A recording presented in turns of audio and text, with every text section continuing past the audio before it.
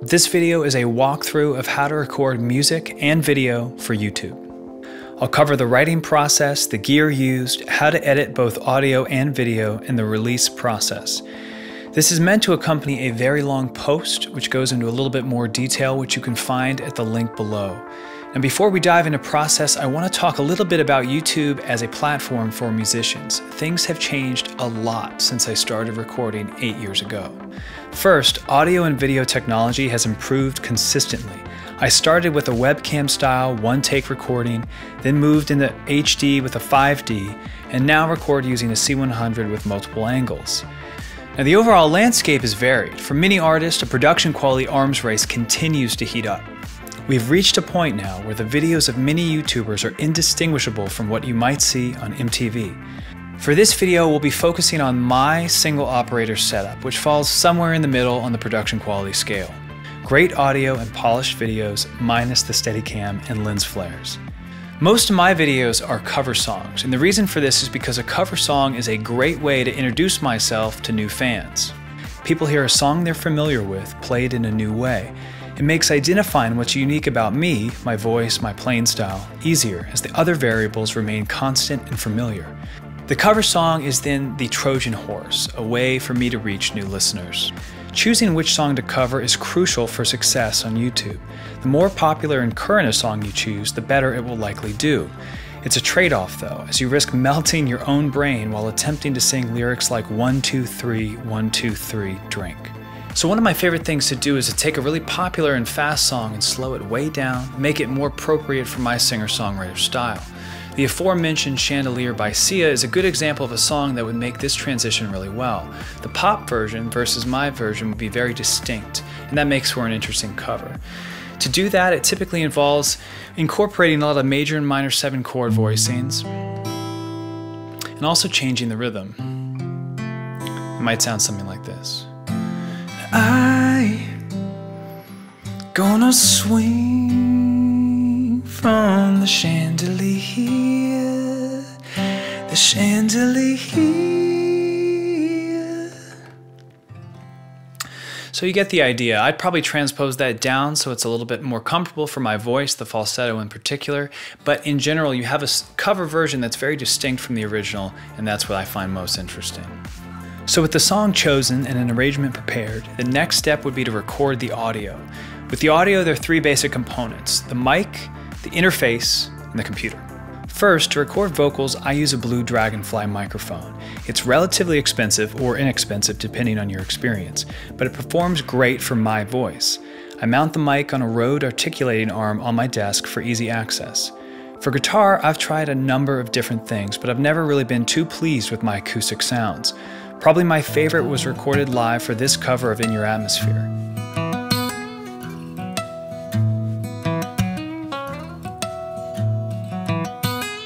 Most often, I will record with a mic near the sound hole, but recently I've taken to just using the same Dragonfly and calling it a day for the sake of speed. Both the vocal and guitar mics use Mogami XLR cables to feed into the audio interface. A good audio interface is extremely important. I use an RME Fireface USB. I won't go into too much detail about what they do technically, but think of them as the translator between real-world sound and digital signal that your computer can understand. The better the interface, the less noise and hum you'll hear on your tracks. So once the signal has reached the computer, it's time to record that signal. To do that, you use a digital audio workstation. I personally love Logic. That's what I use. Almost every studio in the company uses Pro Tools. There are lots of options. It's best to experiment and figure out what you like best. I'm going to go into a little bit more detail about how I use Logic later in this video using a screencast. These days, I use a C100 with autofocus to record my videos. I do this after I've recorded the audio, which means in the video, I'm lip syncing. So before you get all fussy, let me explain why. For one, the audience in a large part doesn't really care and can't tell the difference. And 2, it's 100 times faster. Trying to get everything perfect in one take, both visually and musically, is really difficult and can take forever. By recording the audio in advance, I speed up the entire process exponentially, and for me that's worth it. The C100 is set up to shoot log mode at its native ISO of 850. I use the waveform on the back of the camera to make sure I'm getting proper exposure. Focus is set automatically. I'll usually try to record 3 to 4 angles and will play through the song with the camera in each position, typically one close, one wide, some instrument shots. In each location I set the camera on a tripod, pointed it where I'm sitting, and then trigger the final audio track to play along with.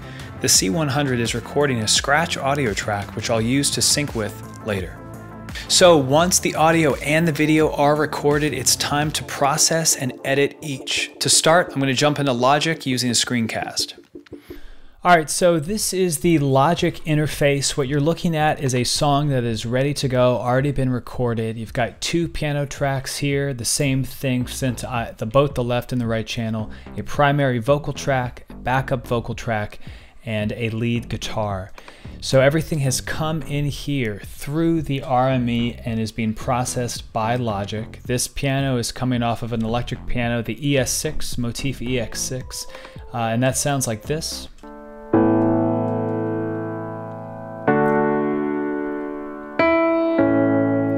So very, very simple piano line for this song. I'm not going to focus too much on the piano for this because I want to show primarily in this screencast how I handle the vocals when I do a quick recording like this.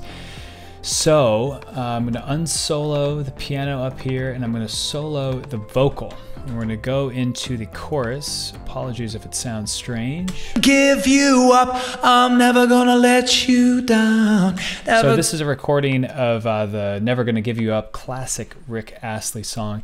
And what I want to show is the way I record is I loop each section. In this case, it's about this long. I sing it about, in this case, 10 times, and then I go through and I choose the best recording of each part. And that sounds kind of complex, but listen to this section here. The blue is basically the active take. I'm never gonna let you down. So in that case, I really like the way I sang down, down, and it kind of trails off in a nice way.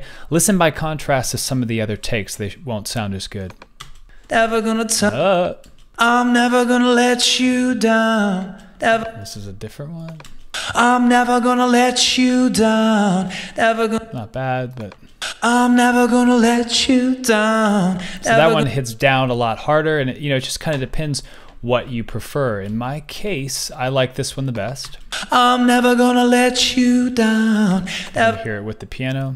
I'm never gonna let you down. Never gonna turn around and hurt you. So it's basically a process of recording it a number of times. You loop it, you get used to singing it, you get in the vibe. Usually the good takes are right around 4 and 5 and 6. And then I'll go through and I'll select the piece of each take that I want. And you can see in some cases that actually involves splicing in on the word. It gets pretty intense.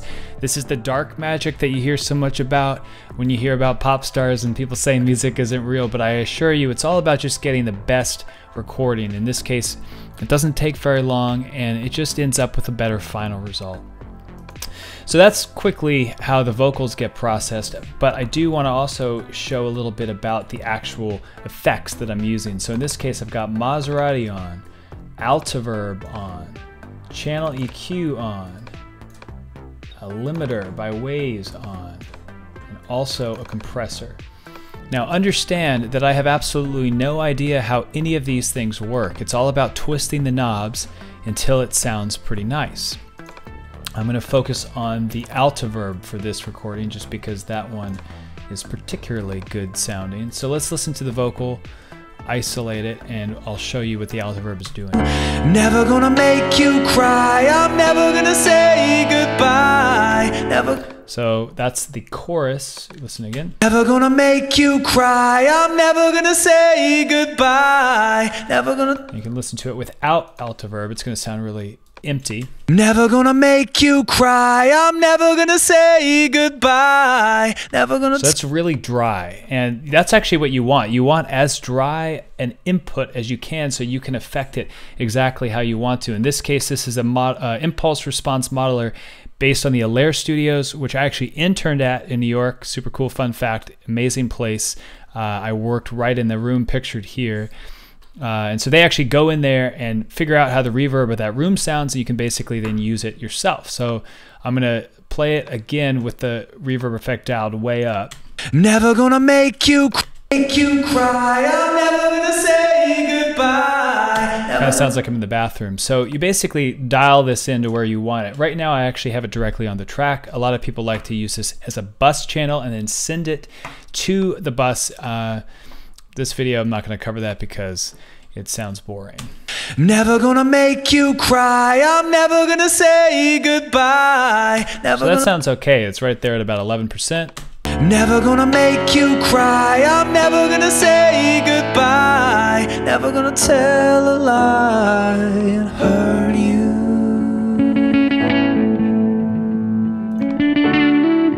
A little electric guitar coming in there at the end. Ooh. So that electric guitar, blasphemy to any electric guitar players out there, that is actually a clean electric guitar coming into the amp effect in Logic. And holy crap, I don't even know anybody actually used this. I much prefer the sound of my actual Fender amp with real customized compressor pedals, and it sounds awesome. This though, it's really fast. It gives me a clean, no noise, no nonsense recording.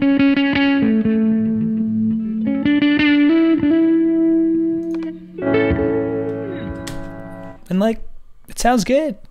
Anyway, now let's go take a look at Premiere. Okay, here we are in Premiere, and ever so briefly, I want to show how this editing process works. I've got my clips, my video clips down here, and my processed audio from Logic here. So this is the final track that I would have exported, bounced down from Logic, and imported into Premiere, synced with the scratch audio, and then now played back here.